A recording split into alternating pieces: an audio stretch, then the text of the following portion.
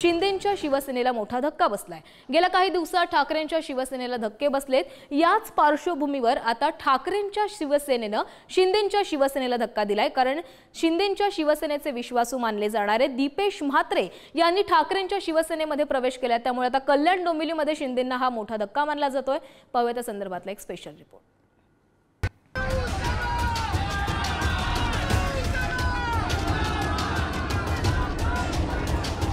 ऐन विधानसभेच्या तोंडावर डोंबिवलीतील शिंदेंचा मोहरा ठाकरेंच्या गळाला लागलाय। युवा सेनेचे पदाधिकारी दीपेश म्हात्रेंनी शिंदेंच्या शिवसेनेचा धनुष्यबाण सोडून ठाकरेंची मशाल हाती घेतलीय। मातोश्री निवासस्थानी उद्धव ठाकरेंच्या उपस्थितीत पक्षप्रवेश पार पडला। त्यामुळे डोंबिवलीत पुन्हा एकदा भाजपचे रवींद्र चव्हाण विरुद्ध दीपेश म्हात्रे असा सामना रंगण्याची चिन्ह आहेत। डोंबिवली विधानसभेत 2014 साली भाजपच्या रवींद्र चव्हाणांना 83,872 मतं मिळवत त्यांचा विजय झाला, तर शिवसेनेच्या दीपेश म्हात्रेंना 37,647 मतं मिळाली। तर आता 2024 मध्येही भाजपचे रवींद्र चव्हाण आणि ठाकरेंच्या शिवसेनेचे दीपेश म्हात्रे यांच्यामध्ये सामना होऊ शकतोय।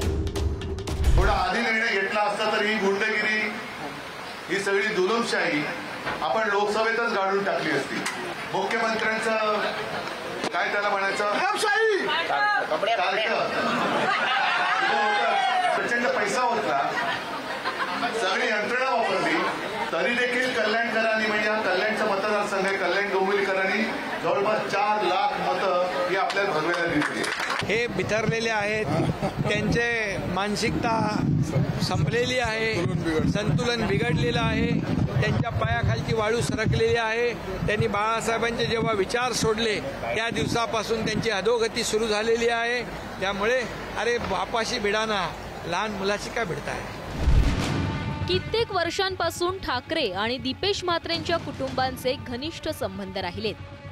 शिवसेनेचा युवा चेहरा असलेले दीपेश म्हात्रे शिवसेनेतील फुटीनंतर एकनाथ शिंदेंसोबत गेले। मात्र आता विधानसभा निवडणुकीत डोंबिवलीची जागा भाजपला सुटणार आहे। त्यामुळे दीपेश म्हात्रेंनी ठाकरेंच्या शिवसेनेची वाट धरल्याचं बोललं जातंय। दीपेश म्हात्रेंनी कल्याण डोंबिवली महापालिकेत शिवसेनेकडून नगरसेवक आणि सभापती अशी पदं भूषवली आहेत। 2014 मध्ये डोंबिवलीतून शिवसेनेकडून निवडणूक लढवली। भाजपच्या रवींद्र चव्हाणांविरोधात त्यांचा पराभव झाला। शिवसेनेत फूट पडल्यानंतर दीपेश म्हात्रे एकनाथ शिंदेंसोबत गेले। शिंदेंच्या शिवसेनेकडूनच युवा सेनेच्या सचिव पदाची जबाबदारी त्यांच्यावर सोपवण्यात आली। डोंबिवली मतदारसंघातून निवडणूक लढण्यास दीपेश म्हात्रे इच्छुक होते। भाजपचे रवींद्र चव्हाण सलग 3 टर्म आमदार आहेत। त्यामुळे डोंबिवलीची जागा शिंदेंच्या शिवसेनेला सुटणार नाही। विधानसभेच्या उमेदवारीसाठी दीपेश म्हात्रे शिंदेंची साथ सोडत ठाकरेंकडे गेले।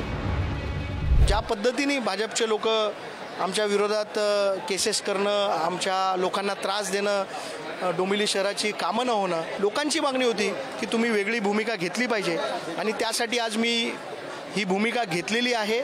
उद्धव साहेबांच्या बरोबर मी आलेलो आहे आणि येत्या विधानसभेमध्ये चांगलं यश उद्धव साहेबांना मिळेल असं मला वाटतं। कोणी जाण्याने एखाद्या पक्षाचं काही नुकसान होत नाही। बघा, व्यक्तीमुळे पक्ष नसतो, पक्षामुळे तो व्यक्ती असतो।